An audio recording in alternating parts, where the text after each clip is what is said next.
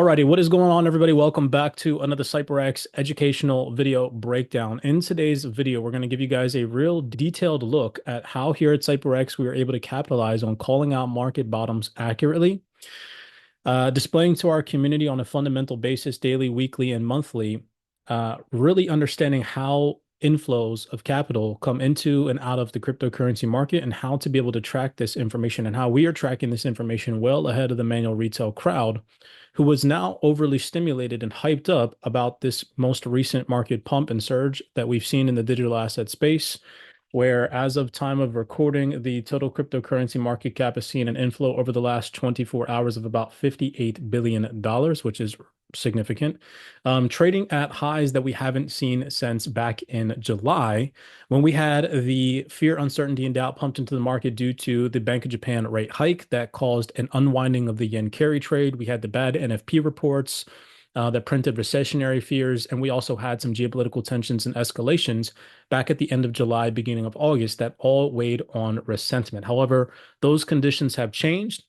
And I want to show you guys how here at CYPRX, not only are we giving fundamental developments to our private community well in advance, accurately calling out market bottoms, but also dollar cost averaging in based off of these sound principles and making money in this market. So just to show you guys what I'm talking about, and this is the reason why I wanted to break this down for you guys today, is because I'm up $4,000 on a position that I took on Bitcoin when we were trading below 60,000 back on back on October 10th. When we tapped into about $58,000 to $59,000 on Bitcoin. Here's a screenshot from our private community in our private Discord from Thursday, October 10th, where I was telling the private community members, Bitcoin alerts are going off, retail's catching up to the Delta levels, Bitcoin fell under $60,000. Our institutional scalper was providing buy deltas at 58,000. And I had, excuse me, I had been annotating to the private community that we were targeting 58,000 for dollar cost average levels on Bitcoin. And now fast forward, Bitcoin is trading significantly higher than $58,000 to $59,000.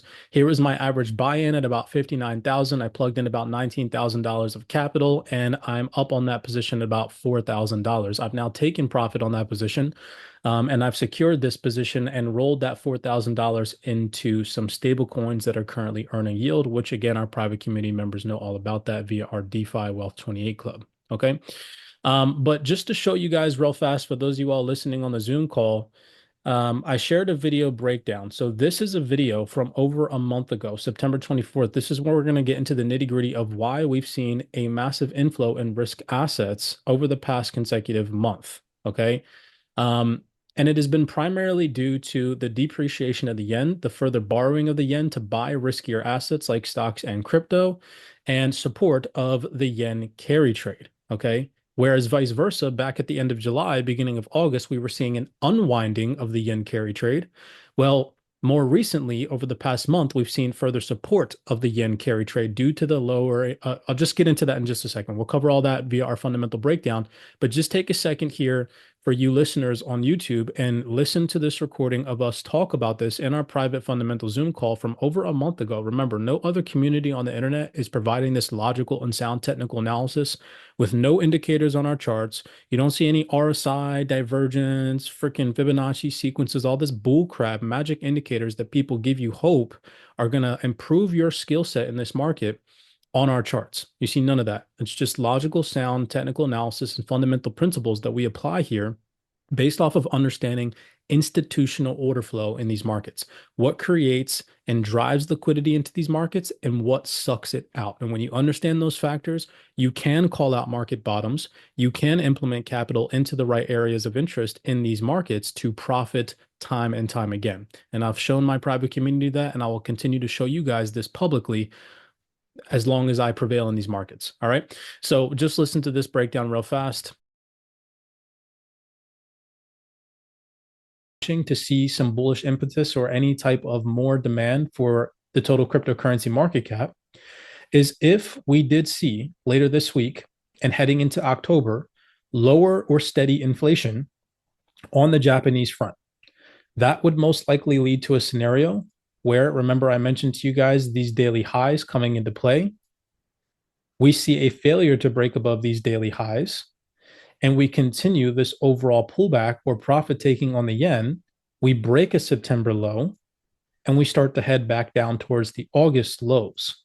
That would create an environment of risk on, in my personal opinion, as it would push back the sentiment or ease the sentiment that the Bank of Japan could hike rates, further unwinding the yen carry trade, which would allow for a more favorable environment for crypto. So, how that would most likely reflect in crypto is if we see a further decline in the yen strength, is we could see this turn into a higher low, break above higher, starting to target the August highs, or we could just break above where we've just most recently stalled out and continue the overall trend from the September low. Now, let's cover this fundamental document, the most recent report that we typed out for our private community, so that way you all listening understand why it is that we're seeing a massive inflow. And then I want to give you guys a detailed breakdown showing you guys the technical charts, how when we started to see an outflow or profit taking of the Japanese yen was the same exact time, day to day, that we started to see higher lows or input or capital implementation or liquidity coming into riskier assets like crypto. So as we see outflow of safe haven via the Japanese yen, which we're going to get into the yen carry trade and what this actually means for market and risk optimism and risk asset optimism, you guys are going to see inversely how that's driving sentiment. And then we're going to talk about how that could potentially change or shift in the near future and what to be paying attention to. Okay. So real fast, October 29th update for you guys listening on the Zoom. You guys have this in the chat. If you want to pay attention to it, you can open it and follow along. So let's just jump into this in detail so you all understand it.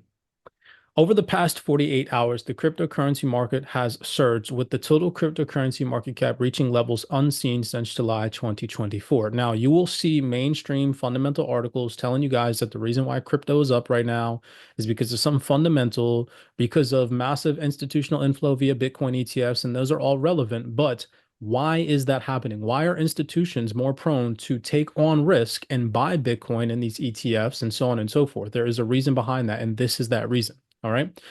Currently standing, the cryptocurrency market cap trades at 2.376 trillion. The market has seen an impressive inflow of $48 billion over the past day alone.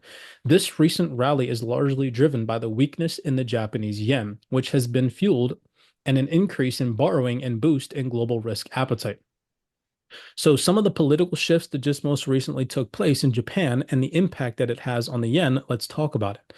So in Japan over the weekend, the recent national elections have created political uncertainty affecting both the currency markets and investor sentiment.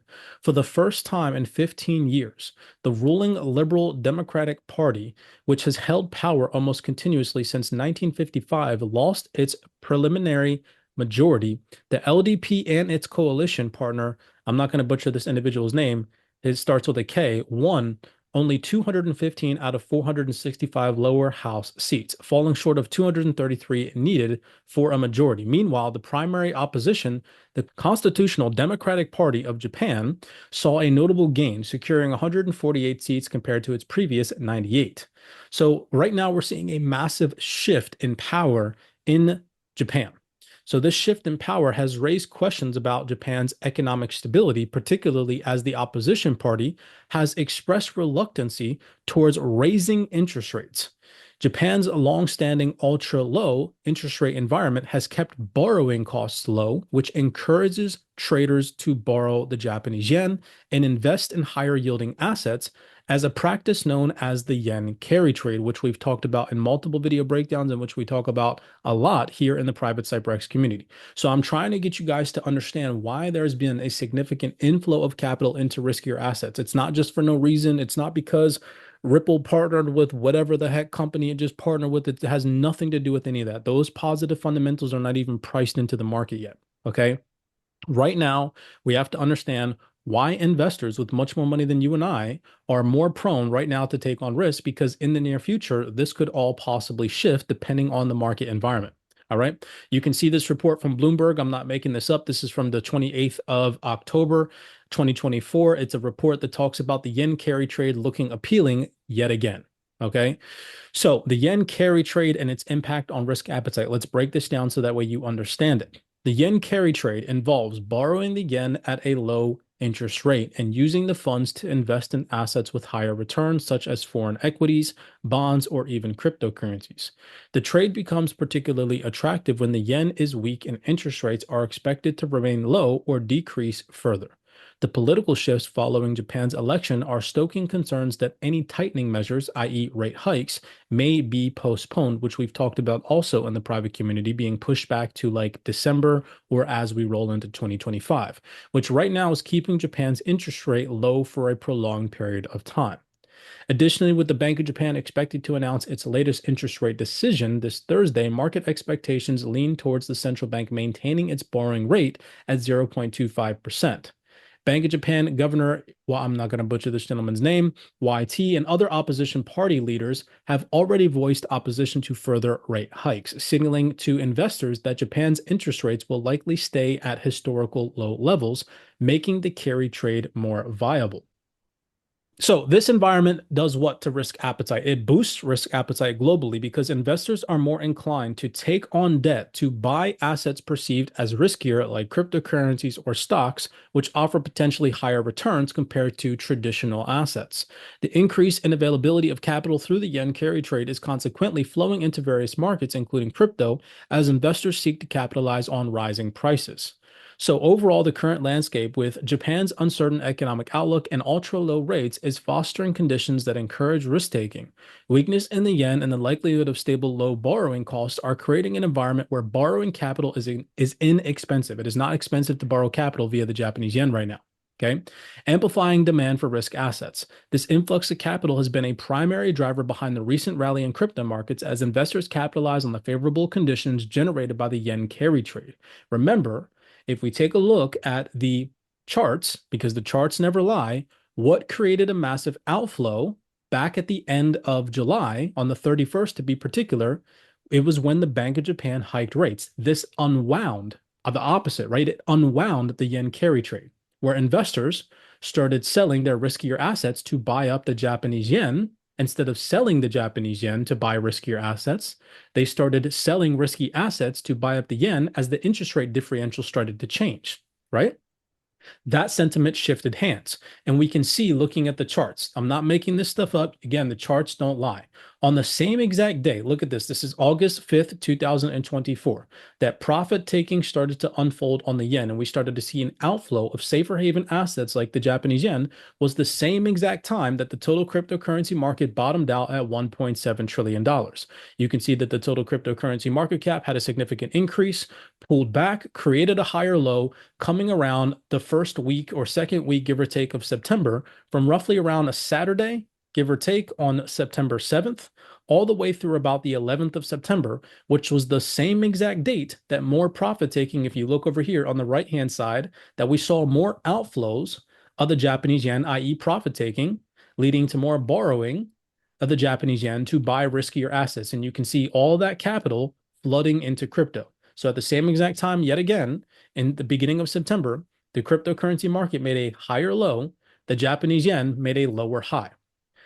Migrating over to more recent times as we come into October, this is why I was telling the private community, I told you guys that even if the cryptocurrency market cap pulled back, remember in previous videos, I told you all, as long as we hold above $2 trillion, to remain optimistic, remain bullish, and remain hopeful, even though the market had pulled back.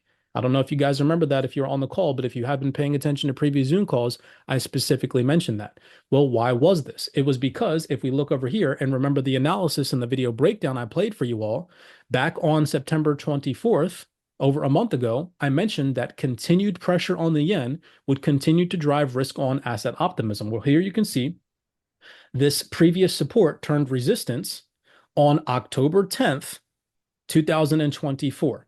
And that was the same exact time that I was telling you guys when Bitcoin was at $58,000 to look for buying opportunities, which significantly enough was the same exact time that the total cryptocurrency market cap, when we saw further profit taking on the yen and a further depreciation, i.e. leading to easier borrowing of the yen to buy riskier assets, the total cryptocurrency market cap, yet again, for the third time in a row, bottomed out, created a higher low, and started to increase in value. right?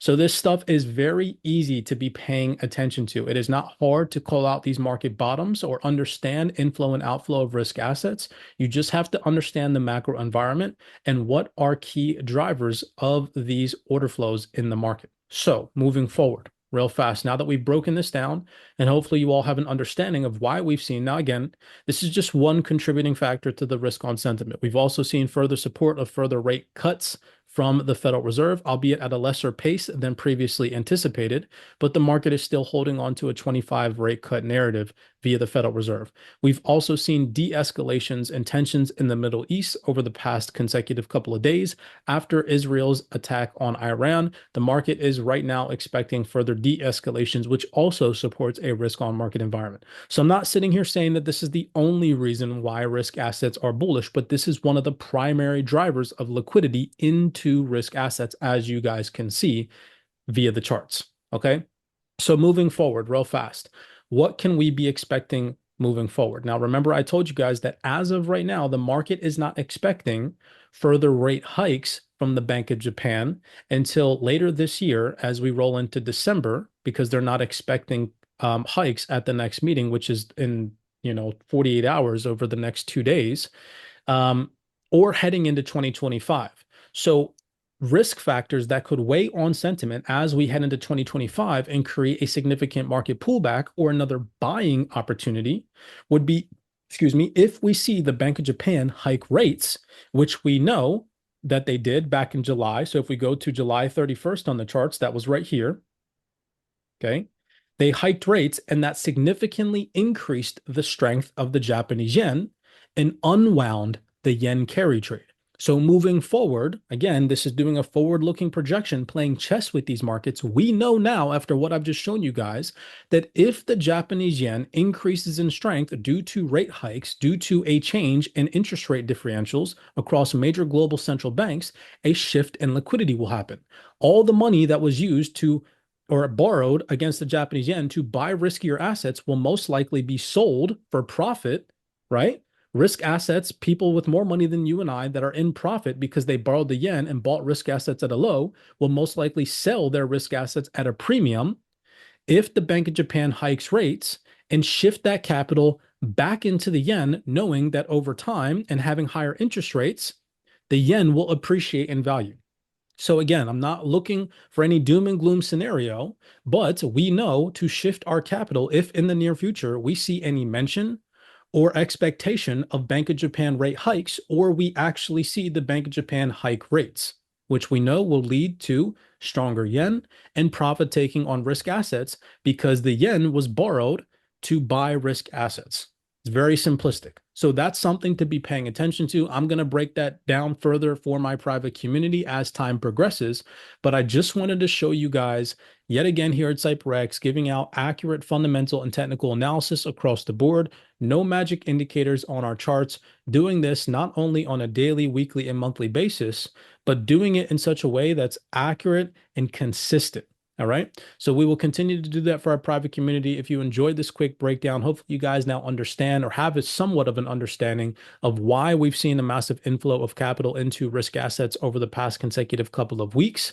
It is not because of partnerships or random stuff that's happening via the mainstream articles and the influencers that are just pumping your dopamine, or some magic Fibonacci crossover or extension. It is because of larger investors than you and I seeing an opportunity to take on more risk. And if that sentiment changes, we have to be able to react accordingly. All right. So with that being said, many blessings to you guys. Be cognizant, be aware out there. If you enjoyed this video, smash that thumbs up button and subscribe. And if you all want access to an insightful community that doesn't pump out hopium or unrealistic price targets or projections to their community, head over to CYPRXtrading.com. Me and the other members would love to have you on the team to further your education. All right.